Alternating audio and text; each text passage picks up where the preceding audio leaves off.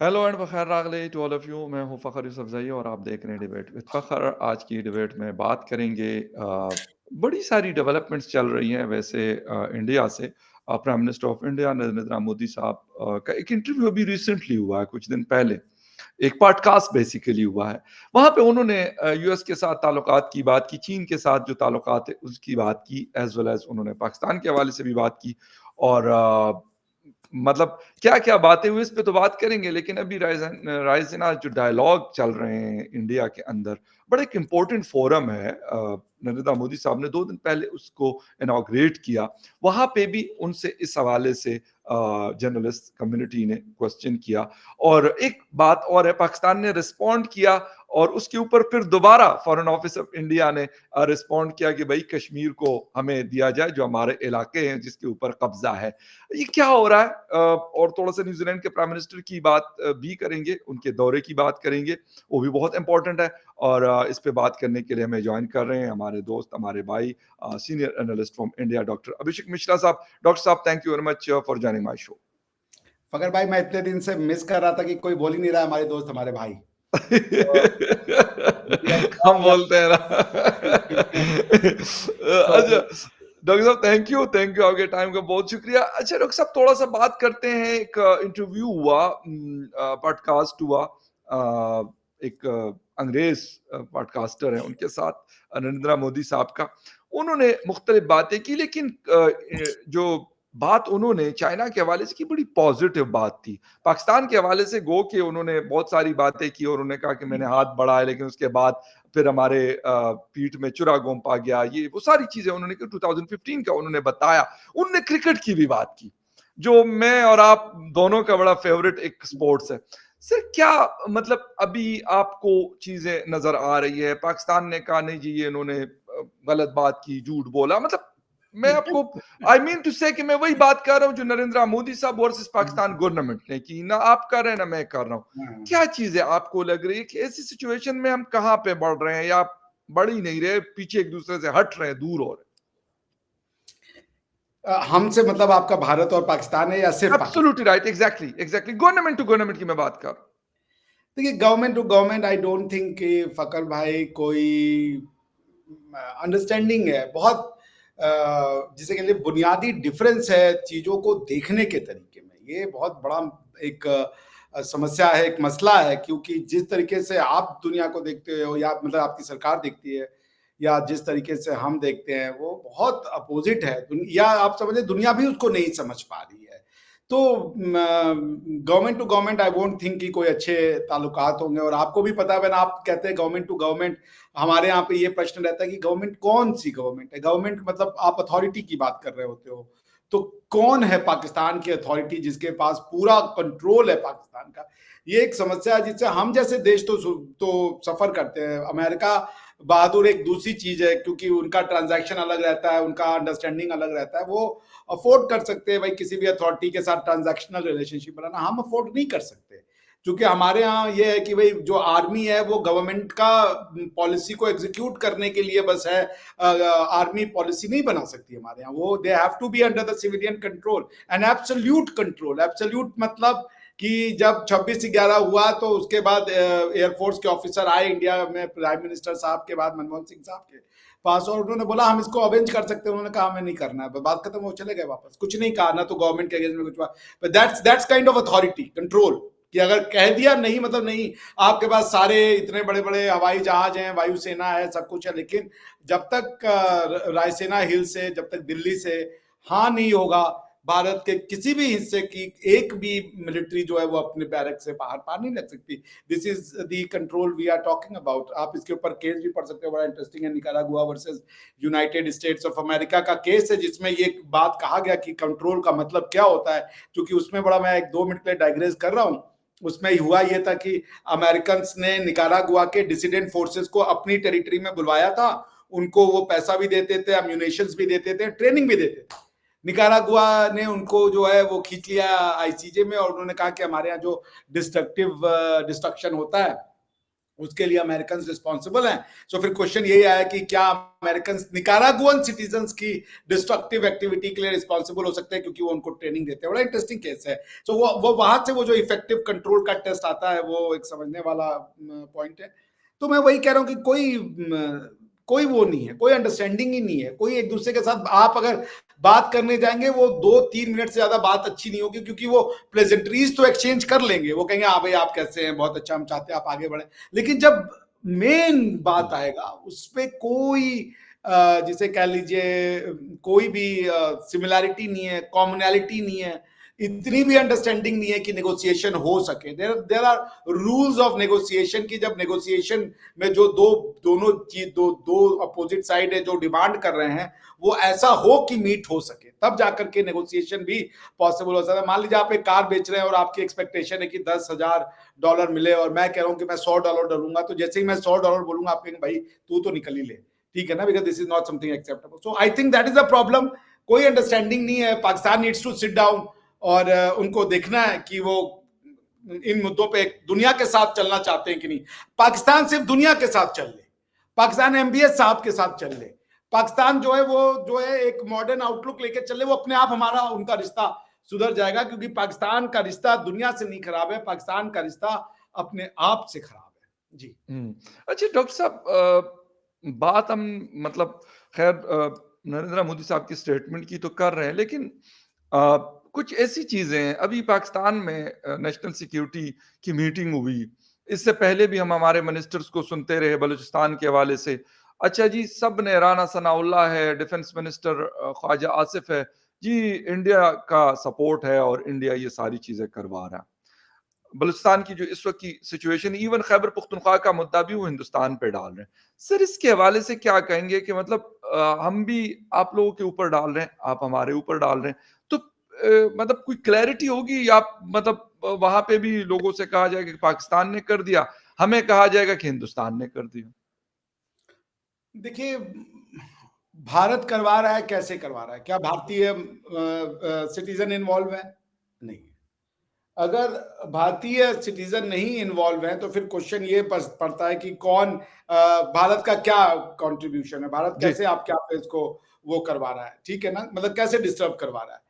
तो इसलिए आपको ये समझना पड़ेगा कि अगर ये कह रहे कि भारत पैसा देता है, फिर तालिबान भी पैसा दे रहा है, फिर अफगानिस्तान भी पैसा दे रहा है, मतलब ये, और आपके यहाँ पे लोग ऐसे क्यों हैं कि वो इस तरीके का काम कर रहे हैं?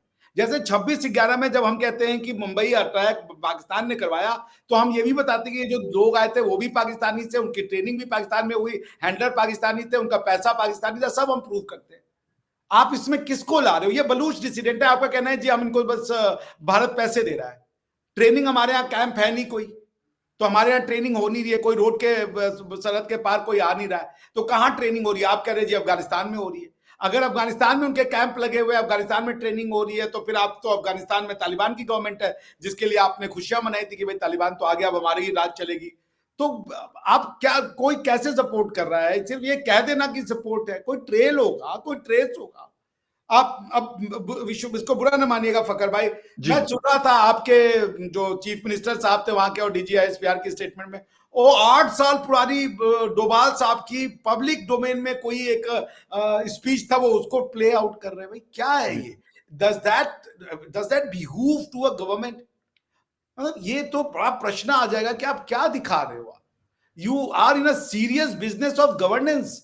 गवर्नेंस इज नॉट इजी बाबा। आप ये तो कक्षा 10 का कोई बच्चा जो प्रोजेक्ट बनाता है प्लेजराइज करके इधर उधर से सोर्सेज लेकर के, ये वो वाली बात हो गई भाई। That was so funny, laughable, ridiculous, that's the word. भाई आप सीरियस बात करते, कोई सीरियस चीजें दिखाते, तो आप इंडिया के ऊपर करते हो। पॉइंट ये है कि द आइडिया, अब आप बताइए, ऑपरेशन बदर लॉन्च कर दिया, हाँ। किसके ऊपर लॉन्च कर रहे हो आप ऑपरेशन बदर भाई? कौन कुराइश है उसमें? ये जो पाकिस्तान के खैबर पख्तूनख्वा या बलूचिस्तान के रहने वाले लोग कुरैश हैं, ये आप उसका नाम क्या देना चाहते हो भाई? जो मरेगा वो भी मुसलमान होगा, जो मारेगा वो भी मुसलमान होगा, and you are just without thinking आप उसको ऐसा नाम दे रहे हो। तो हुँ, भाई आप पुट योर हाउस इन, लोगों को मारना क्या सोल्यूशन है यार? एक तो मैं ये समझ नहीं पाता फकर भाई, ये कौन लोग हैं जो हर चीज पे भाई ऑपरेशन कर लेंगे, ऑपरेशन कर लेंगे। अरे कितना ऑपरेशन कर लेंगे आप भाई, कितनों को मार देंगे? आप तो थक जाइए, बात कर लीजिए उनसे, बात करके बात सुनिए उनकी, क्या चीज है जो वो नहीं आप समझा पा रहे हैं, आप नहीं समझ पा रहे हैं, वो नहीं समझा पा रहे, ऐसी कौन सी कॉन्सेप्ट है चला इतना डिफिकल्ट हो गया कि स्टेट इतना बड़ा बड़ा ऑपरेशन, हम समझ रहे हैं हमारे यहाँ भी है, लेकिन उसके कुछ एक्सटर्नल लिंक्स होते हैं और इतना लेवल पे नहीं होता है कि बार बार हो रहा है, बार बार हो रहा है। आप अपने लोगों को हुँ। कब तक मारते रहोगे ना? Force is not a solution बाबा, force is not a solution, please talk. जी। अच्छा डॉक्टर साहब, ये जो इल्ज़ाम तराशियाँ होती हैं, इस पे क्योंकि आपने ज़िक्र किया चीफ मिनिस्टर बलूचिस्तान का, उनके साथ डीजीआईएसपीआर की पिछले हफ़्ते हुआ था जिस वक़्त ट्रेन हाइजैकिंग का इंसिडेंट हुआ था। लेकिन डू यू थिंक कि मतलब इस तरह की चीज़ों से मसाइल हल हो जाते हैं, या आपके ऊपर, यानी आपसे मेरा मतलब ये है कि उस इदारे के ऊपर थोड़ा-सा बर्डन कम हो जाता है कि ठीक है यार, थोड़ा-सा बोझ हल्का हो गया, हमने बता दिया कि किसी और ने किया है। अफ़गानिस्तान से सपोर्ट आ रही है बीएलए को, टीटीपी को, और ये सारा कुछ हो रहा है। तो ऐसी चीज़ें, अच्छा इस तरह की चीज़ें, मैं कश्मीर और बलूचिस्तान 2 डिफरेंट इश्यूज़ हैं, या केपी और कश्मीर दोनों डिफरेंट इश्यूज़ हैं। लेकिन क्या वहाँ पे भी ऐसी मतलब चीज़ें हुई कि हम ये समझते हैं कि उन्होंने कहा, यानी आपके इदारों ने कहा कि जी ये तो पाकिस्तान ने कर दिया, उसके बाद मतलब उनके ऊपर से वो चीज़ उतर गई। तो ऐसी कोई स्ट्रैटेजी भी होती है? देखिए डिफरेंट इश्यूज कैसे हैं, आप एक इश्यूज को देखने के कई तरीके होते हैं ना, कई लेयर्स ओके। होते हैं, तरीके नहीं जी, लेयर्स। जी। जैसे न्यूटन जो है वो लॉज ऑफ ग्रेविटी जब समझने हुँ, गया तो उसने मैथमेटिक्स ऑफ ग्रेविटी तो सही समझा, फिजिक्स ऑफ ग्रेविटी वो गलत समझ गया। तो पॉइंट ये है कि भाई क्या ऐसा मुद्दा है जो कि पाकिस्तान अपने आप को हर तरफ पा रहा है, जो इरप्ट हो रहा है वायलेंस के रूप में? क्या ऐसा हो रहा है? क्या इसका सिर्फ और सिर्फ रीजन है कि हमारे खिलाफ कॉन्स्पिरेसी हो रही है, हुँ, हमें बर्बाद किया जा रहा है? कोई क्यों कर रहा है? वो बांग्लादेश में क्यों नहीं हो रहा है? वो नेपाल में क्यों नहीं हो रहा है? वो भूटान में क्यों नहीं हो रहा? अगर सिमिलैरिटी है तो आप तो बांग्लादेश का टूटा हुआ पार्ट हो भाई, वो तो मेजोरिटी पार्ट था टेक्निकली, आप पाकिस्तानी, उनको होना चाहिए था। उनके यहाँ क्यों नहीं हो रहा? उनके यहाँ मुदाखलत क्यों नहीं है? उनके यहाँ रॉ क्यों नहीं जा रही है? उनके यहाँ पे ये टीटीपी क्यों नहीं आ रही है? ये तो आपको अपने आप से प्रश्न पूछना पड़ेगा। तो पॉइंट मैं ये कह रहा हूं कि ये सब एक अगर सिर्फ देखने का तरीका सिर्फ युद्ध है कि वॉर है, कि हम हर चीज को सिक्योरिटी पर्सपेक्टिव में देखेंगे, उसकी इकोनॉमिक एनालिसिस नहीं करेंगे, उसकी सोशल एनालिसिस नहीं करेंगे, उसकी लीगल एनालिसिस नहीं करेंगे, उसकी पॉलिटिकल एनालिसिस नहीं करेंगे, उसकी फैक्चुअल एनालिसिस नहीं, बस सिक्योरिटी एनालिसिस, वहां भी वायलेंस है, वहां भी वायलेंस है, therefore they all are same. मैं ऐसा नहीं मानता। मैं कह रहा हूं कश्मीर का मुद्दा या जो भी मुद्दा, उसमें एक चीज कॉमन है। वो कॉमन ये है कि Pakistan is unable to understand some modern concepts.